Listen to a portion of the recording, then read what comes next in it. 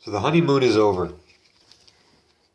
And I think what we have here is a case of a big fish in a little pond getting splashed up and into the ocean and meeting a few sharks.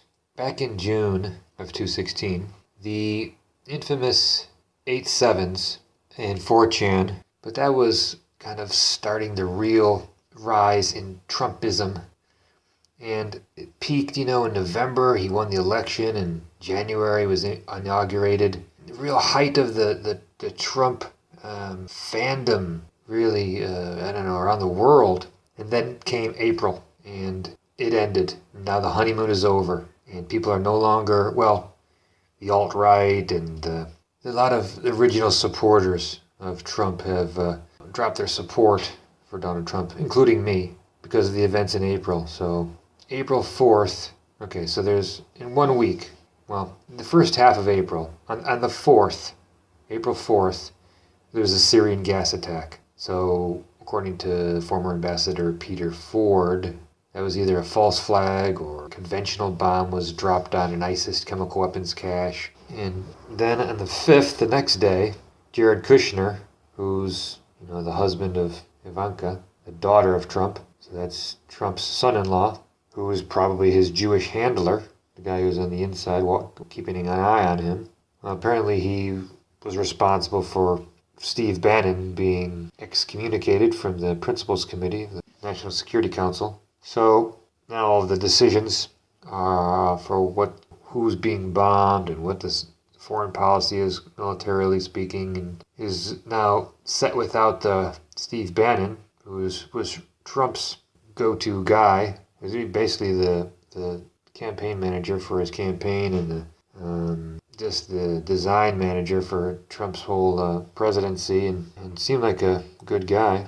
He's off the committee. And then the next day, on the 6th, it's the Syrian bombing. So the Syrian gas attack, the next day, Bannon's out, and the next day, Syria gets bombed. And so they warned the Russians, and the Russians left the airbase, and then, all the Syrians saw that the Russians are leaving. They're like, oh, we're out of here. So I don't know if anybody, I heard some people got killed, but there was very little damage. I don't know if anybody got killed.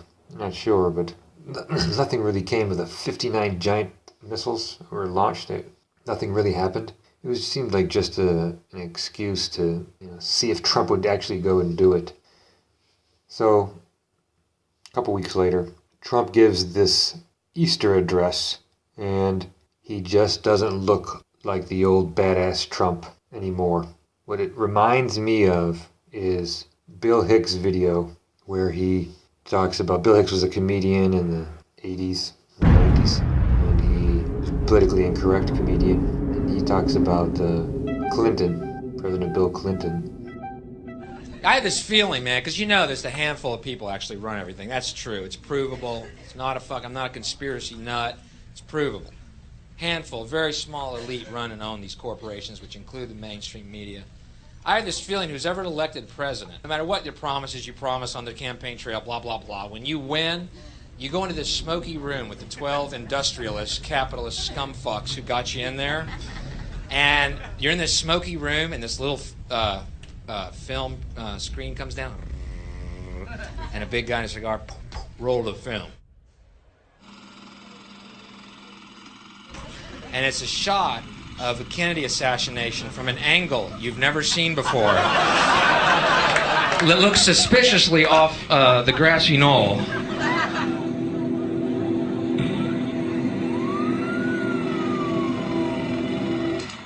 And then the screen goes up and the lights come up and they go to the new president. Any questions? And that's what it seems like happened to Trump. Trump was just led along his whole career and made him think he was a real badass. They kept him in basically the small pond, and so he thought he was a big fish. And then sometime in the first half of April, they introduced him to some real sharks. Now we're talking about some real meme magic, some real black ancient Kekian Egyptian magic that's going on this presidency.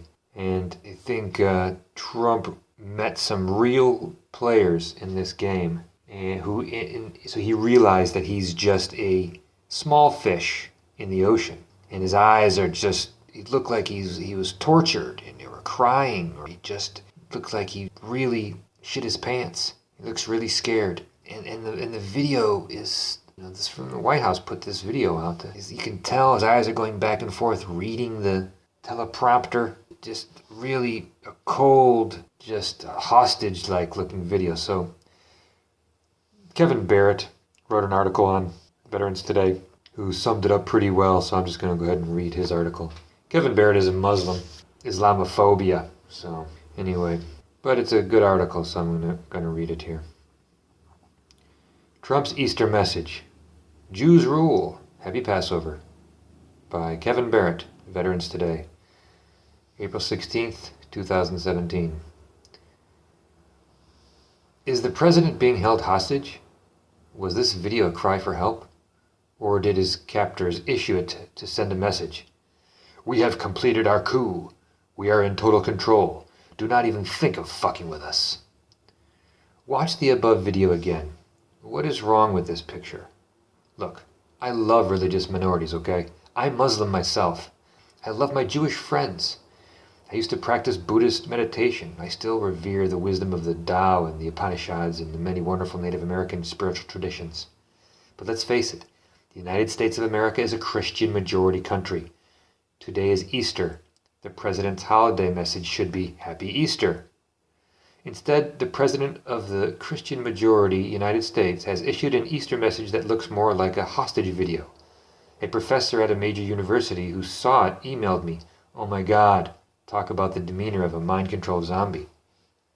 Instead of saying Happy Easter and talking about Jesus and maybe throwing in some eggs and rabbits to sop to Christian pagan syncretism, Trump begins by rambling on and on about how wonderful Jews are. He couldn't make it any clearer that his main holiday message is Happy Passover. When he finally gets around to mentioning Easter, it's almost an afterthought. The video has abysmally poor production values, considering that it's coming from the White House. It's too dark, and Trump looks extremely low energy, like a kidnapping victim in a hostage video with someone off-screen pointing a gun at his head or a knife at his foreskin.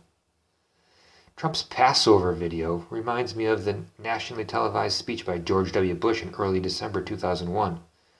Bush gave that speech in which he monotonously intoned the shibboleths and the Israeli-fabricated war on terror in front of an Israeli flag, not an American one. What makes Trump's Fuck Easter, Happy Passover message even weirder is the whole history between Jews and Christians. As a Muslim, I'm able to get some distance and objectivity on the very sensitive issue. Until around 1800, when the Rothschilds took over the financial centers of Western Europe and imposed their ideological hegemony on the West, Christians took it for granted that the Jews killed Jesus, and the Gospels tell us in so many words. Jews, for their part, evinced extreme loathing for Christianity in general, and Jesus in particular. The Christian was Esau, the native, hairy, primitive fool who needed to be swindled out of his birthright by Jacob, the heel, aka Israel. And Jesus, according to the Talmud, is being boiled eternally in excrement. Maybe it's a good thing that the Jews and Christians are getting over their horrible history of mutual hatred, but it strikes me as odd that the way they're getting over it is through a stealth Jewish Zionist takeover of the West, accompanied by what can only be called the annihilation of traditional Christianity. Trump's Easter message, coming in the wake of the ouster of Steve Bannon, the Catholic, and elevation of Jared Kushner, is a sign of the times.